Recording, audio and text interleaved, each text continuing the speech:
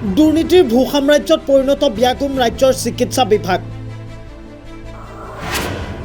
চিকিৎসাৰ নামত চূড়ান্ত অৰাজকতা ব্যক্তিগত চিকিৎসালয়ত।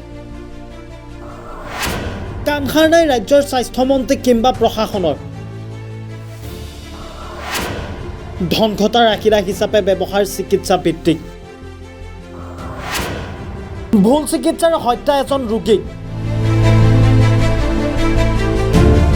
পবিত্ৰ চিকিৎসা সেৱাক সম্পূৰ্ণৰূপে ব্যৱসায়লৈ পৰিণত কৰাৰ অভিযোগ উত্থাপন হৈছে এখন ব্যক্তিগত চিকিৎসালয় আৰু চিকিৎসকৰ বিৰুদ্ধে।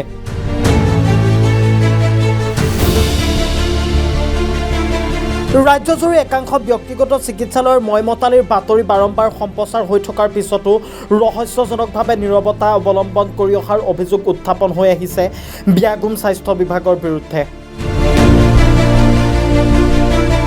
এইবেলেও পুনৰ বিতৰ্কৰ আওতালৈ অহা পৰিলক্ষিত হৈছে গুৱাহাটী বৰাগাঁওস্থিত এপ'লো এক্সেল কেয়াৰ হস্পিটেলৰ নাম।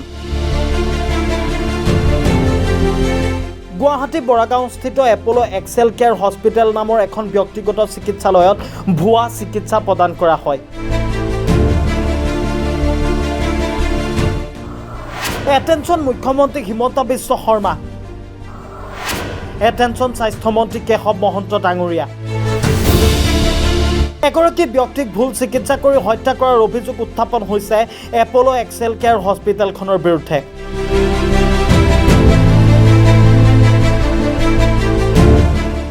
মৰিগাঁৱৰ ভদ্ৰকান্ত বৰা নামৰ এজন লোকক এইখন হস্পিটেলৰ ICUত ৰাখি ধন ঘটাৰ আশীৰা হিচাপে ব্যৱহাৰ কৰাৰ অভিযোগ উত্থাপন কৰিছে পৰিয়ালৰ লোকে। জানিব পৰা মতে দীৰ্ঘদিন পূৰ্বে মৃত্যু হৈছিল মৰিগাঁৱৰ ভদ্ৰকান্ত বৰাৰ। কিন্তু ধন ঘটাৰ আশীৰা হিচাপে মৰিগাঁৱৰ ভদ্ৰকান্ত বৰাৰ বডিটো যেন ব্যৱহাৰ কৰিছিল এপ'লো এক্সেল কেয়াৰ হস্পিটেলৰ ডক্টৰে।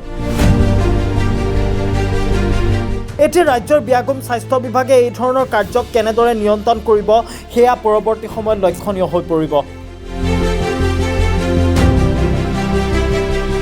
ইনজেকশ্যন দিয়াৰ পাছত মানে লাহে লাহে মানুহজন বেছি স্বাস্থ্য অৱনতিহে তাৰপিছত ঘটিব ল'লে। মানে ছেকেণ্ড ডে যিহেতুকে তেওঁ সুস্থ অৱস্থালৈ আহিছিলে, তাৰপাছত ইনজেকশ্যনটো দিলে। দিয়াৰ পাছত মানুহজন আকৌ চেঞ্চলেছ হ'ল। হোৱাৰ পাছত লাহে লাহে মানে যি সেই চেঞ্চলেছ হ'ল ইনজেকশ্যনটো দিয়াৰ পাছত, তাৰপাছত আৰু তেখেতৰ মাত ঘূৰি নাহিলে আৰু লাহে লাহে। ইনজেকশ্যনটো দিয়া বুলি কৈছে তেওঁলোকে, মানে তেওঁ বডিটো কৈছে ৰেষ্টলেছ হৈ আছিলে। এতিয়া ৰেষ্টলেছ হৈ আছিলে নে নাই আমিতো সেইটো কথা নাজানো। মইতো এতিয়া এইটোৱে ভাবিম যে তেওঁক চাগে বেছিদিন ৰখাৰ উদ্দেশ্যে তেওঁলোকে হেৰি কৰিছিল, নহ'লেতো মোক মাতিব লাগিছিল যে তেওঁ ৰেষ্টলেছ হৈ আছে, আপোনালোক আহক, হয়তো দেখাব লাগিছিলে এইটো বস্তু এনেকুৱা হৈ আছে। খবৰ দিয়া নাই মোৰ ৱালখনৰ কিবা। তেওঁলোকেতো কিবা এটা চিটি কৰিবলগীয়া হ'লে, ক'ৰবাত বিল দিবলগীয়া হ'লে, 40,000 ওপৰত বিল হ'লে তেওঁলোকে ফাৰ্মাচীত ঔষধ দিয়া বন্ধ কৰি দিয়ে। তেওঁলোকে বিল চিল দিবলগীয়া হ'লে মোক ফোন কৰি মাতে। তেওঁ ৰেষ্টলেছ হৈ আছে, পেচেণ্টজন চাবৰ কাৰণে মোক কিয় নামাতিলে? তেওঁ পইচা লাগে কাৰণে পইচাৰ সময়ত তেওঁলোকে মাতে। এই সাধাৰণ কথাখিনি তেওঁলোকে কিয় নকৰিলে যে পেচেণ্টটো এনেকুৱা হৈছে আপুনি আহক? তেওঁলোকে ডাইৰেক্ট মই নাজানাকৈ কিয় ইনজেকশ্যনটো দি দিলে?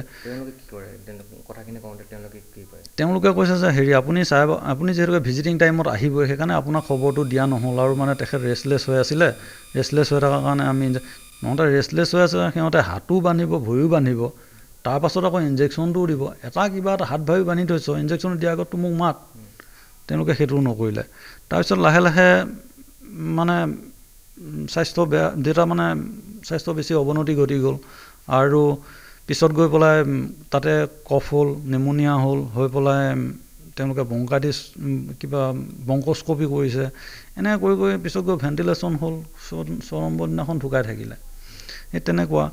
কিন্তু মোৰ ক'বলগীয়া এইখিনিয়ে যে যদি ছেকেণ্ড ডে মানে দেউতা সুস্থ হৈ কথা বতৰা পাতিছিলে, তেওঁলোকে মোক মাতিব লাগিছিল। মোক নামাতাকৈ তেওঁলোকে ইনজেকশ্যনটো কিয় দিলে? প্ৰথম কথা মোৰ। 2 নম্বৰ, ICUত এজন ডক্টৰ আছে বজেন শৰ্মা, তেখেত বোলে ইনচাৰ্জ। তেখেতে মোক কৈছে, মই যেতিয়া তেখেতক গৈ পেলাই সোধোঁগৈ দেউতা কথা পাতিছিল, হেৰি কৰিছিল, আপোনালোকে কিয় এইটো এনেকুৱা কৰিলে, ইনজেকশ্যন দিলে?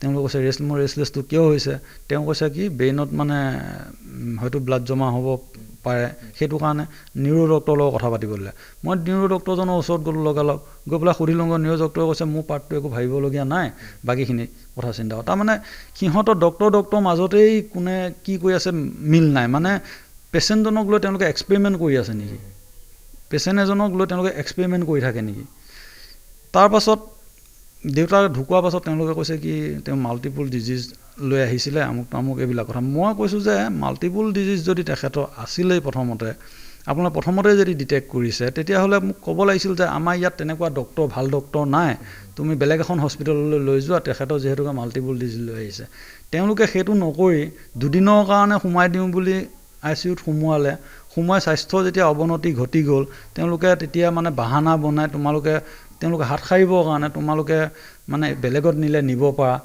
এটা মানুহ সুস্থ হৈ যোৱা মানুহটো ICUত ভৰাই দি পেলাই বেছি অৱনতি হোৱাৰ পাছত মানুহটো যেতিয়া ভেণ্টিলেশ্যনত যাব তাক বেলেগত নিব পাৰিম নেকি সেইখিনি অৱস্থাত হাত সাৰিব তাৰমানে তহঁতে কি ICUৰ ভিতৰত সোমোৱাই লৈ মানুহজনক এটা মানে টকা ঘটা আহিলা হিচাপে ব্যৱহাৰ কৰে নেকি তেওঁলোকে যদি তেনেকুৱাই কৰে তেওঁলোকে সেইটো মানে ব্যৱস্থাটো কৰি লৈ কিছুদিনৰ পাছত যেতিয়া বেছি অৱনতি ঘটে